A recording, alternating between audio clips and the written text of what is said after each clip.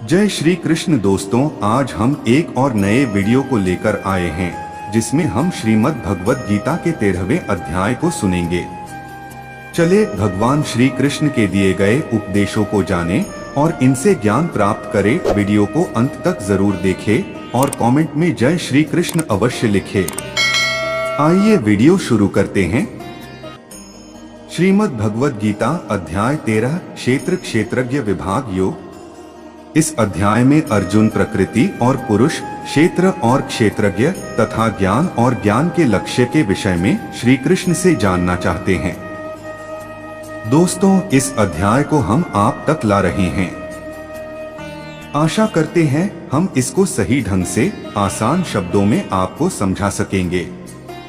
प्रकृति एक तो हमारे चारों ओर है, उसी प्रकार एक प्रकृति हमारे अंदर भी स्थित है जिसका उद्देश्य ज्ञान हासिल करना है। क्षेत्र और क्षेत्रज्ञ ये शब्द सुनने में कठिन है और यह समझना कि इसका हमारे जीवन से क्या ही संबंध हो सकता है। यकीन मानिए संबंध बड़ा ही गहरा है। क्षेत्र और क्षेत्रज्ञ का अर्थ, यहाँ क्षेत्र का अर्थ हमारे शरीर से है जो कि हमारे कर्मों से निर्मित है। आसान शब्दों में कहूँ तो खेती में बोए बीज के अनुसार ही फसल पैदा होती है, ठीक उसी प्रकार हमारे कर्म अनुसार हमारा शरीर प्राप्त होता है। क्षेत्रज्ञ का अर्थ यहाँ हमारे ज्ञान से है, अर्थात जो व्यक्ति कर्म के महत्व और उससे होने वाले लाभ व हानि को जानता है उसे क्षेत्रज्ञ कहते हैं। यह ज्ञान श्री कृष्ण अर्जुन को बताते हुए कहते हैं कि बहुत से ऋषियों और मुनियों ने तपस्या के बाद इस ज्ञान को जाना, जिसका वर्णन ब्रह्मा सूत्र और वेदों में भी है। लेकिन कृष्ण हमें सिर्फ जानने योग्य या यूं कहें जो जरूरी है वही बता रहे हैं। क्षेत्र अर्थात हमारे शरीर का स्वरूप 5 महाभूतों से बना है, अग्नि, जल, वायु, आकाश और पृथ्वी, जिसकी मूल प्रकृति है अहंकार, बुद्धि और हमारी इंद्रियां। मूर्ख व्यक्ति, यहाँ प्रभु उन मूर्खानंद व्यक्तियों की बात कर रहे हैं जो सिर्फ इंद्रियों की तृप्ति के लिए ही दुनिया की भीड़ में भागते रहते हैं। वह यह जानना ही नहीं चाहते कि उनके कर्मों से ही वह सैकड़ों जन्मों से इसी दुनिया में बार बार जन्म ले रहे हैं और लेते रहेंगे, क्योंकि हमारे कर्म ही हमारे मोक्ष और अगले जन्म का कारण होते हैं। इसलिए ही क्षेत्र और क्षेत्रज्ञ का ज्ञान देकर श्री कृष्ण हमें इस जन्म मरण के चक्र से अर्जुन हमें बाहर करना चाहते हैं, जो कि हम इस ज्ञान के मर्म को जानकर ही हो सकते हैं। क्षेत्र कर्म हमारे कर्म खेती में बोए बीज के तरह है, जिसे काटने के लिए हमें जन्म लेना ही पड़ता है। हमारे आसपास कुछ लोग दुखी और कुछ लोग सुखी होते हैं। वह उनके कर्म अनुसार ही सुख व दुख भोगते हैं। दोनों ही स्थिति में जन्म तो लेना ही पड़ता है, क्योंकि कर्म अच्छा करोगे तो अच्छा पाओगे और बुरा करोगे तो बुरा ही पाओगे। लेकिन दोनों ही अवस्था में जन्म मरण के चक्र से बचा नहीं जा सकता है। इससे बाहर आने के लिए श्रीमद् भागवत गीता के ज्ञान का सहारा बहुत जरूरी है। कुछ मनुष्य कर्म के चक्र में इस प्रकार फंसे होते हैं जो अध्यात्म को जान तो लेते हैं, परंतु उनका लोभ स्वर्ग प्राप्ति में होता है।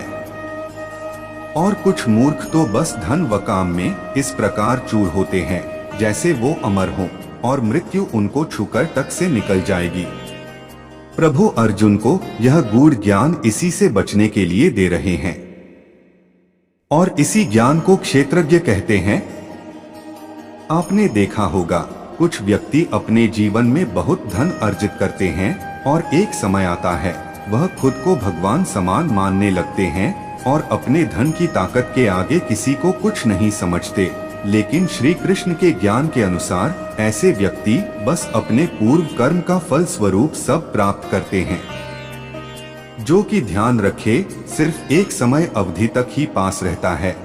ऐसे व्यक्ति दुष्ट संगत में रहकर यह भूल जाते हैं कि सब वैभव लक्ष्मी के दाता परब्रह्म वासुदेव ही है, लेकिन वह सृष्टि के नियम भूलकर अपनी इच्छा से गलत कर्मों में पड़कर अपने मोक्ष के द्वार या यूं कहे सदा सुख से जन्मों के लिए दूर हो जाते हैं।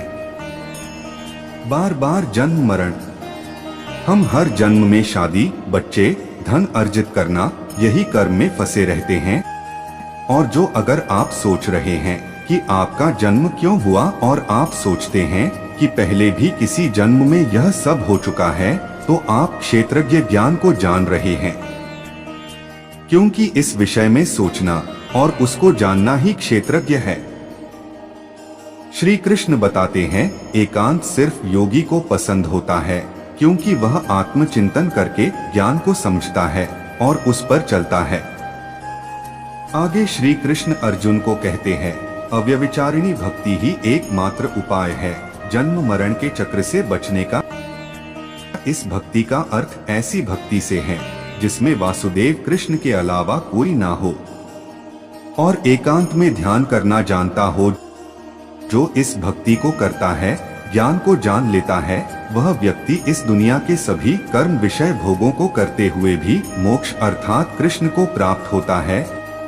जो मनुष्य तत्व ज्ञान को समझ लेता है, वह परम सुख प्राप्त करता है और इसी ज्ञान से यह जान पाता है कि आत्मा ही सब कुछ है और आत्मा को जान लेना ही परमात्मा से साक्षात्कार है।